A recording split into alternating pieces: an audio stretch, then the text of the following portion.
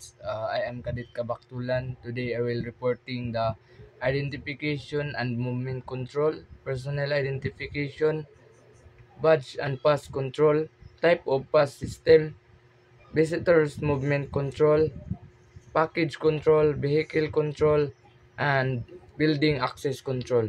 So first, the identification and movement control. In every installation, the use of protective barriers, security lighting, communication, and electronic hardware provides physical safeguards. But these are insufficient. Dili siya sapat to maximize the effort of the guard force. A control point must establish for positive personnel identification check system. This is to ensure that only those persons who have the right, katungod, and authority ang matagaan sa necessary access to the area. So next is the most practical and generally accepted system of personal identification. Ang kuanda ko no, ang most practical and generally accepted system,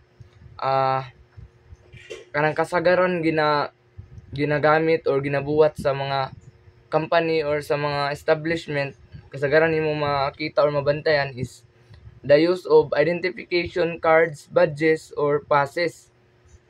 This system designates when and where and how identification cards should be displayed and to whom.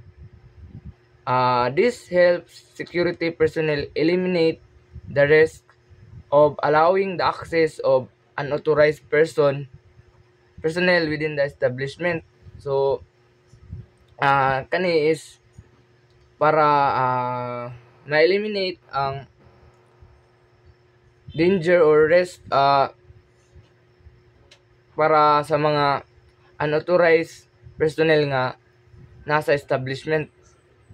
So atong isgutan ang physical barriers, security lighting, communication, and electronic hardwares.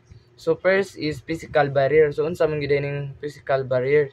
So physical barrier is a structural component designed to prevent or deter unauthorized access to a property, building, or specific area. These barriers act as the first line of defense, so making it difficult for intruders to gain entry. So maglisod ang mga intruders na makasulod sa ka area, sa ka protected area, pinaagi aning